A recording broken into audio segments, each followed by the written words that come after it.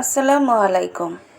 চিংড়ি মাছ ও বরবটি দিয়ে খুবই সুস্বাদু ও মজাদার একটি ভর্তা রেসিপি শেয়ার করছি। আশা করছি ভিডিওটি সবার ভালো লাগবে। তো শুরুতে আমি এখানে বরবটি নিয়ে নিয়েছি, দুটো বড় চিংড়ি নিয়ে নিয়েছি, 4 কোয়া রসুন এবং দুটো মাঝারি সাইজের পেঁয়াজ একটু মোটা করে কেটে নিয়েছি। তার সাথে নিয়ে নিয়েছি পরিমাণ মতো শুকনো মরিচ। এবার শুরুতেই শুকনো মরিচগুলোকে ভালোভাবে ভেজে নেব। খুব ভালোভাবে ভেজে নেওয়ার পর তুলে নিতে হবে। মরিচগুলো একটু সময় নিয়েই ভাজতে হবে, না হলে মুচমুচে হবে না। তো ভাজা হয়ে গিয়েছে, এখন মরিচগুলোকে তুলে নিচ্ছি। এবার একই তেলের মধ্যে আমি দিয়ে দেব সামান্য পরিমাণে একটু হলুদের গুঁড়ো এবং দিয়ে দিব সামান্য একটু লবণ। এখন এর মধ্যে চিংড়ি মাছ দুটো দিয়ে দিচ্ছি। এই দুটো একটু ভাজা হয়ে গেলে এর সাথেই দিয়ে দিব রসুনের কোয়াগুলো এবং পেঁয়াজ কাটাগুলো। এবার 5-6 মিনিট ধরে খুব ভালোভাবে এই সবগুলোকে ভেজে নিতে হবে, যেন পেঁয়াজ এবং রসুনটা একদম নরম হয়ে আসে। তো আমি উল্টে পাল্টে খুব ভালোভাবে ভেজে নিচ্ছি। ভাজাটা হয়ে গিয়েছে, এখন আমি এগুলোকে উঠিয়ে নেব।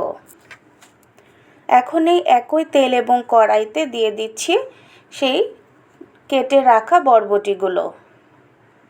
এর সাথে সামান্য একটু লবণ দিয়ে তারপর ঢেকে সেদ্ধ করে নেব। 5-6 মিনিটের মতো চুলার আঁচটাকে কমিয়ে ঢাকনা দিয়ে ঢেকে রাখবো। এতে করেই বরবটিগুলো খুব ভালো সেদ্ধ হয়ে যাবে। তো আমার বরবটিগুলো সেদ্ধ হয়ে গিয়েছে, কিছুটা পানি উঠেছিল সেটাও শুকিয়ে গিয়েছে। এখন বরবটিগুলোকেও উঠিয়ে নিলাম। এবার চলে এসেছি পাটায় ভর্তাটা বেটে নেওয়ার জন্য। আপনারা চাইলে ভর্তাটা ব্লেন্ডারে ব্লেন্ড করে নিতে পারেন, তবে পাটায় বাটা ভর্তার স্বাদটা খুবই ভালো আসে, তাই আমি পাটাতেই বেটে নিচ্ছি।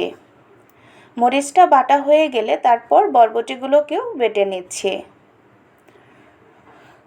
এখন দিয়ে দিচ্ছি সেই পেঁয়াজ রসুন এবং চিংড়ি মাছগুলো।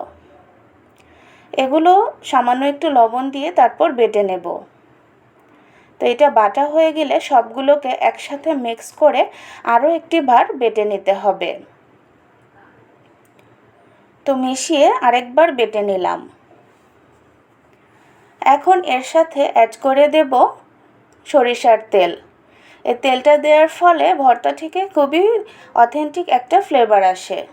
তো ভিউয়ার্স, এভাবে একদিন অবশ্যই বানিয়ে খেয়ে দেখবেন। এই ভর্তাটা খেতে খুবই সুস্বাদু হয়, গরম ভাতের সাথে খুব তৃপ্তি করে খেতে পারবেন। আর আমার ভিডিওটি যদি ভালো লেগে থাকে অবশ্যই আমার চ্যানেলটিকে সাবস্ক্রাইব এবং ফলো করার অনুরোধ রইল। আর এই ধরনের আরও ভিডিও পেতে চাইলে আমার চ্যানেলের সাথে থাকবেন এবং আপনাদের জন্য রইল অনেক অনেক শুভেচ্ছা ও শুভকামনা। আল্লাহ হাফেজ।